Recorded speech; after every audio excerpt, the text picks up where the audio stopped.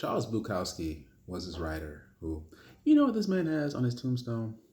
The words "Don't try," which are really interesting because this is the trajectory of his writing life. He started out in the 20s, didn't make it. So he didn't write for the next 10 years, just stopped. Then he almost died in his 30s. So you know what he did?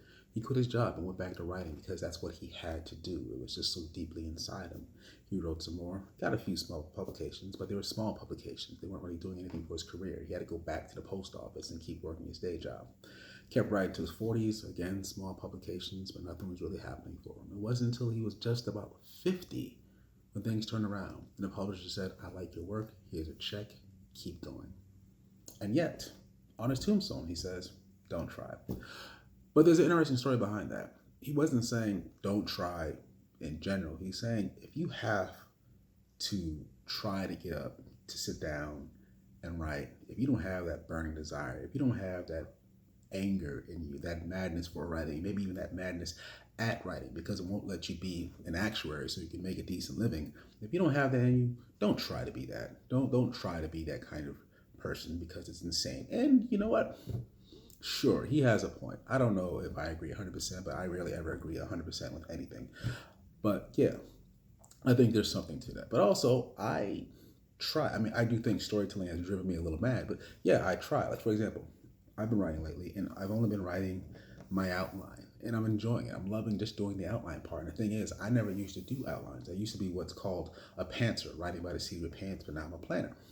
And part of that was because while I thought I was a decent pantser of a writer, I didn't really feel like my work was connecting with my audience. I actually felt like I was confusing people all the time, and I didn't want to do that anymore. So I learned about traditional storytelling structure, or at least Western traditional storytelling structure, and then I now tell stories within that structure. Um, and yeah, but I think it's funny that on his tombstone it says "Don't try."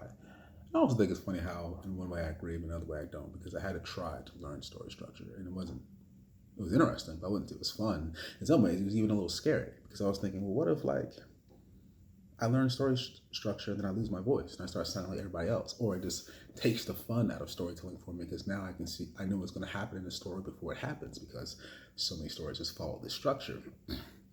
And again, yes, no, yes, that has happened in some way. I don't feel like I lost my voice, but sometimes I can't predict what's going to happen in a movie because of structure. But most stories are predictable. Some people theorize that there are only 7 types of stories in the world, and the only thing that changes are the settings and the characters.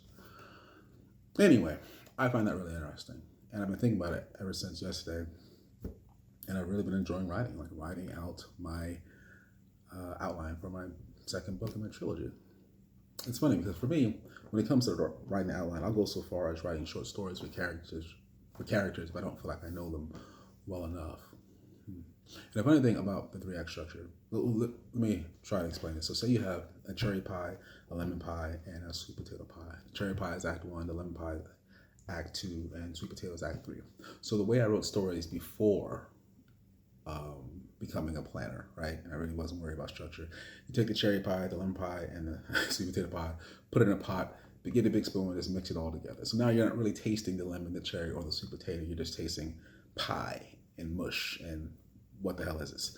And I didn't want to do that anymore. So yeah, I'm an outliner, and I guess in that way I am a trier because it's work, but it's also something I love. And the difference is, someone had told me this before I started my MFA for creative writing. She said the irony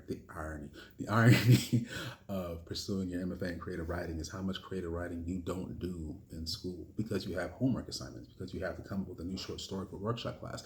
And maybe you know in your heart of heart that your story is trash and you don't want to submit it, but you had to write something new and submit it. I mean, that's just the game. That's what grad school is. Or if you're in a literature class, you have to read these books. You might not want to read and write an essay on it.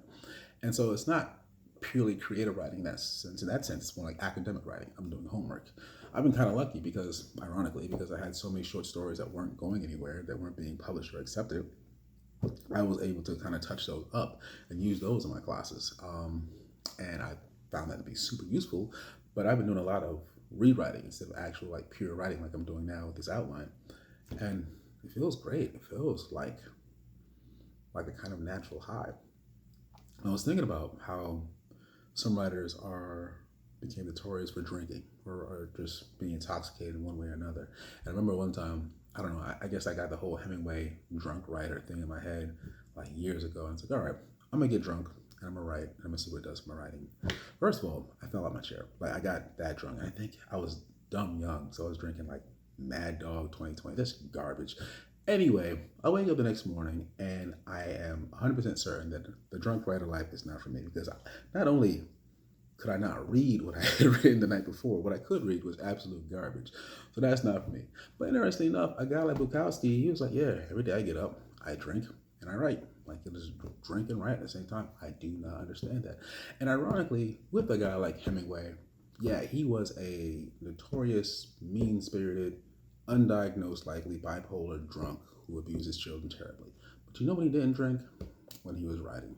The natural high. All right. There's